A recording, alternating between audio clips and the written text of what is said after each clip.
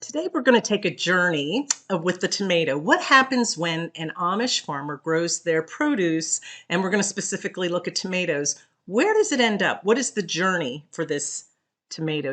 You're probably used to seeing tomatoes such as the beefsteak, big beef, Roma, cherry, grape.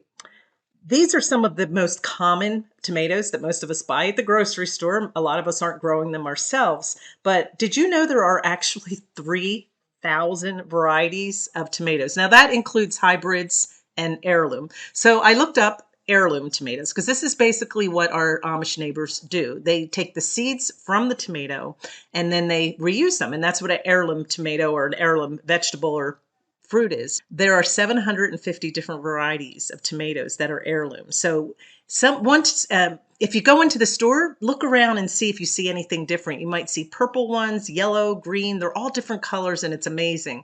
But today what we're going to look at is that journey in general of a tomato and where it could possibly end up. The first step in growing tomatoes is obviously to plow your fields and then plant your seeds. And some Amish people will plant them in open fields and some will use hoop barns. We have a lot of hoop barns around here, which is nice because they can continue to grow produce throughout the cooler months. They have wood burning stoves in them. I actually have a video above talking about the hoop barns if you're interested. It takes about 60 to 100 days for the tomatoes to be ready to pick. Now, typically, if you're picking them for your personal use, you're going to make sure they're very ripe, ready to use right away.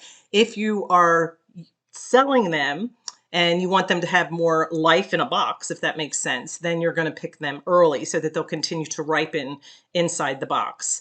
After they are ready to pick, they'll go out, and a lot of Amish families have children. They have large families, and the children will come out and help pick the produce. They also will maybe hire neighbors or teenagers from other families in the area. So it is a big deal. Everybody participates and it's very community oriented and they help each other. Where does the tomato go from there? Obviously the family, mom, gets the job of canning the tomatoes, making sure there's plenty for the year. They also use them right away on their table.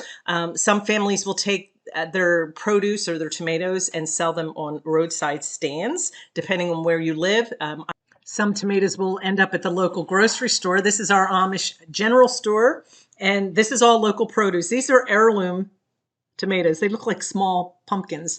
And here's a whole nother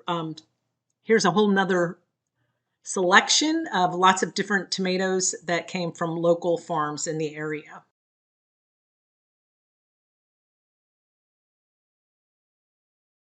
Obviously, we have our auction in our area, and that's where tomatoes will end up. Lots and lots and lots of produce. We have an auction every Monday, Wednesday, and Friday.